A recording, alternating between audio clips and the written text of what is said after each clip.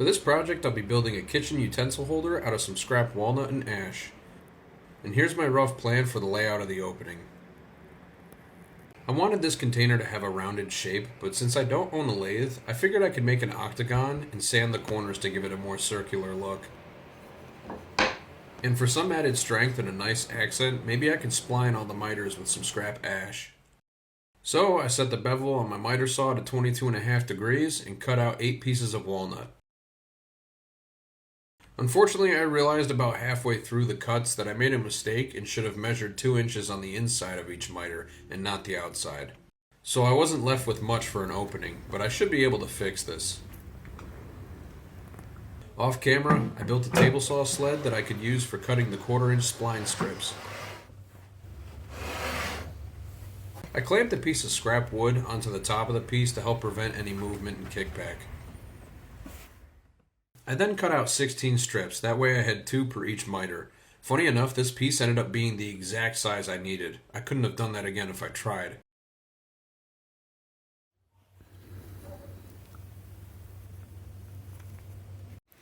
Alright, so I should have brought my notepad with me because I messed up my math. I don't know, I just had a lapse in judgment, and the outer walls I cut at 2 inches when I should have cut the inner walls at 2 inches.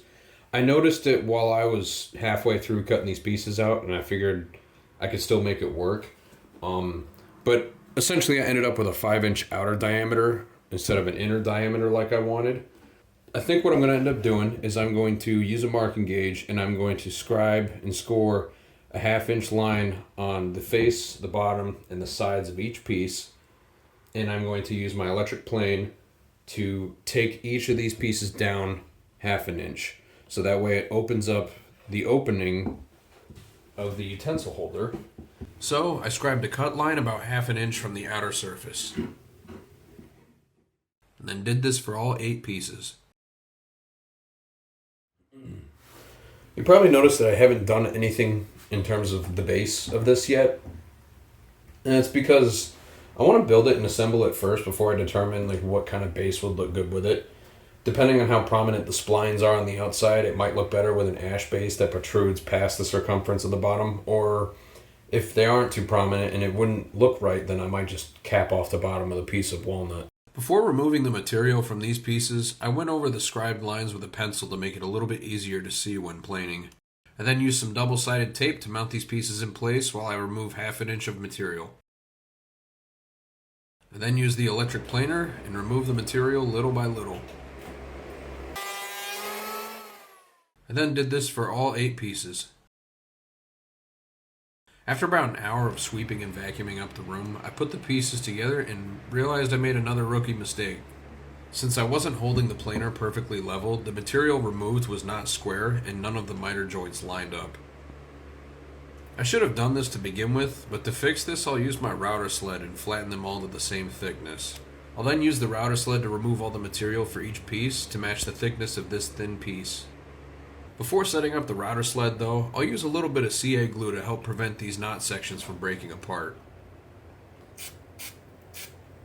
I then set up some rails to raise the strips, that way my router bit would reach the depth I needed.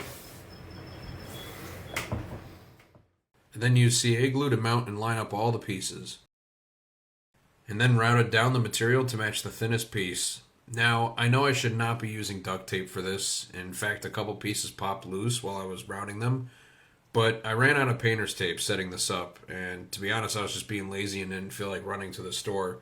I did eventually go out and pick up some more later on in the video, though. After, I put the pieces back together to see if this fixed the problem. Alright, so using the router sled worked out a lot better. The edges and the thickness of each piece is a lot more consistent. And yeah, you probably noticed if you rotate it a certain way, you could still see some daylight through the miters. But when I glue it and I add all the splines, I'm going to cut the splines flush, and I'm still going to sand the exterior to make it as round as I can. You're probably not going to be able to see through the sides. It's most likely going to tighten up all the gaps. Some of them have them, some of them don't. But yeah, I'm just kind of mad I didn't think of using the router sled to begin with. I think that turned out a lot better. With the miters all fixed, I can now move on to sanding all the pieces down with 80 grit. After, I glued all the pieces together with ToolAds 3. And then cleaned up any glue squeeze out. Time to let this dry overnight. I'm liking how it's looking so far. The next day, I checked to see how everything glued up. So, I think this turned out pretty good. There's no gaps in any of the miters anymore. It closed up very well.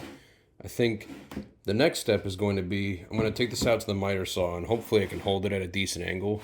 I should. This flat part should be able to hold against the fence. And just make a 90-degree cut on each end just to square it up. And then once the ends are square, I'm going to use those square edges to measure locations for the splines.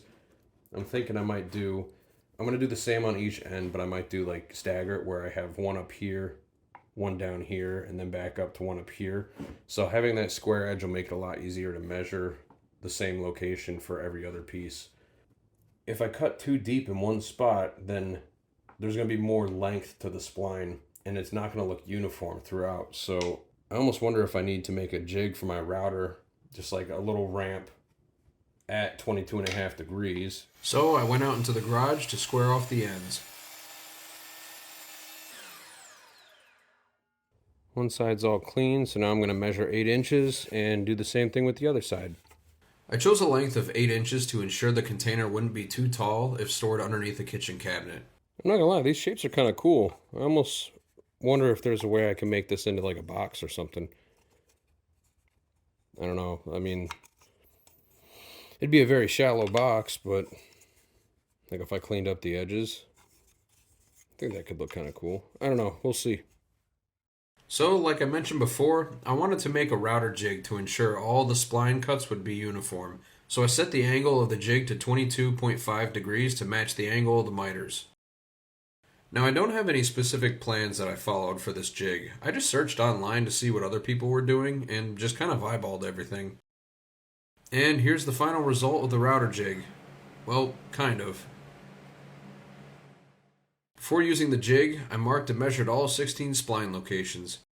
Well, I gotta redo this one. I cut the pieces way too long.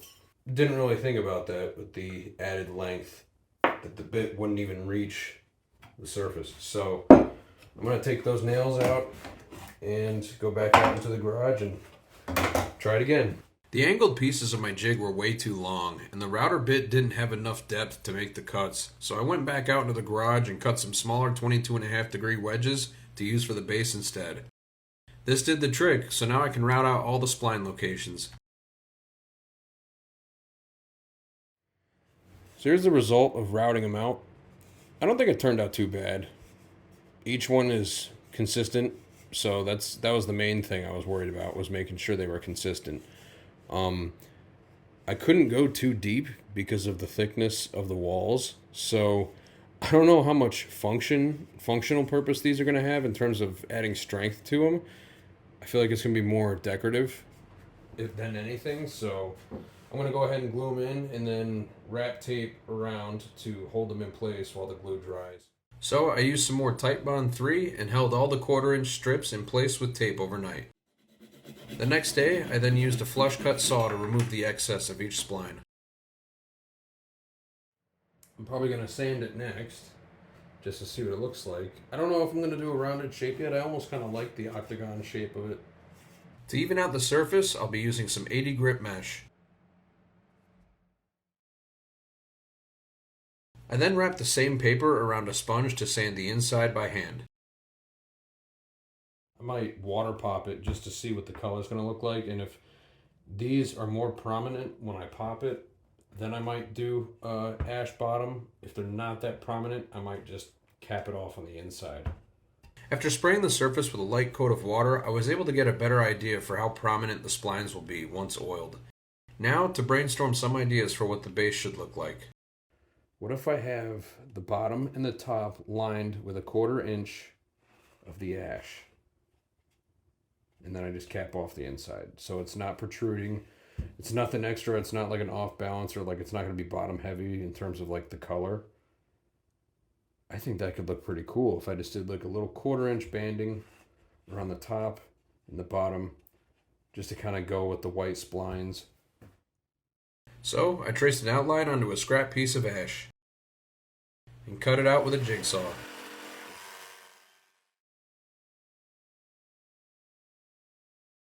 Then I brought it out into the garage to clean up on the disc sander. So now that I've got this piece shaped, I'm going to cut it in half, and then that way I'll have a piece for the top and the bottom, and I'll probably plane it down to a 1/4 inch once I get it cut in half. I'm going to cut it in half first, that way I have some room to play with if my cut isn't perfectly straight. So I scribed a 1/2 inch guideline along the outside of the piece, and then cut the piece in half with some pole saws. I then cleaned up the surfaces with 80 grit paper and drilled out a hole for the jigsaw on the top piece. Here's a woodworking tip. If you ever get a weird feeling in your gut while working on a project, you should probably listen to it. That usually means there's a better way of doing what you're about to do. You know, I had that feeling in my gut, and whenever you get a feeling in your gut like that, you should just listen to it, because I decided to keep going and broke this piece on the final cut. Since both pieces were 1/2 inch thick, I decided just to cut the bottom piece in half and use a coping saw for cutting out the frame instead. So again, I scribed a 1/4 inch guideline along the outside of the piece, and then very carefully cut it in half.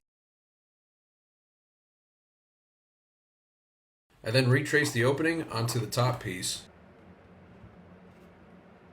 Alright. So like before, I drilled some starter holes, but this time it was for the coping saw, not a jigsaw. I ended up adding some more starter holes because it was a bit easier to use the coping saw if they were drilled close to each pivot point. The coping saw was a lot easier to control and made cutting out the frame a lot less of a hassle. Again, I am a little disappointed I didn't think of doing this first, but you know, I guess that's just part of the learning process. Not too bad. I got a little close to the guideline with some of the drill holes, so I'll try to clean them up a bit before the final sand.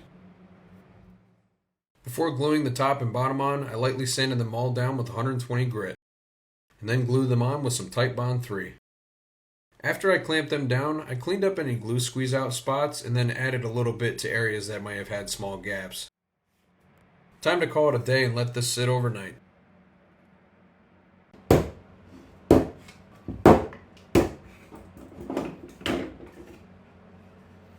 Cool, that turned out pretty good. To even out the trim on the top and bottom, I'll use 80 grit mesh paper. I then wrapped 80 grit paper around a sanding sponge to clean up the inside lip by hand. I then used a small file to chamfer the inner edges. I also added a slight chamfer to the bottom of the piece, and then moved up to 120 grit paper to continue the final sand. Next, I'll water pop the piece to raise the grain before the final sand. That is going to look awesome. Oops, almost forgot to brand my logo on the bottom.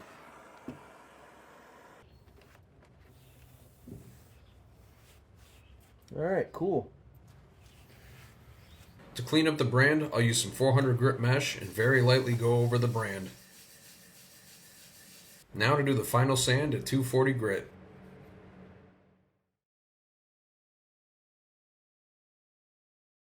As with all my food or kitchen related projects, I'll be using Howard cutting board oil and butcher block conditioner since they are food safe. And to be honest, I've never had a bad result from these products. Looks like I got it all. Cool, so now I just gotta wait a little bit for this to dry. And once that dries, I'll hit it with the conditioner. After a couple hours, I applied the butcher block conditioner. Alright, so it's been a couple hours and this stuff has had time to dry. So I'm gonna wipe any excess off with a paper towel. And then put the rubber feet on. I'm loving the color and how this turned out. I'm putting some small rubber feet on the bottom of this piece. That way it won't slide around the kitchen counter when taking utensils out. And just like that, the utensil holder was all done. Polly stopped by to check it out too. I really like how it turned out. I just wish I was a little more careful with the drill holes around the inside of the top. I had a hard time hiding them with sanding and chamfering the inside lip. I like the subtle pops of ash with all the splines. While I initially thought they were too small, I think the color is nice and balanced with the top and bottom trim. Thank you all for watching. A full list of tools and materials used will be linked in the description below. Please let me know in the comments if you have any woodworking advice or cool ideas I should try for a future project. Thank you.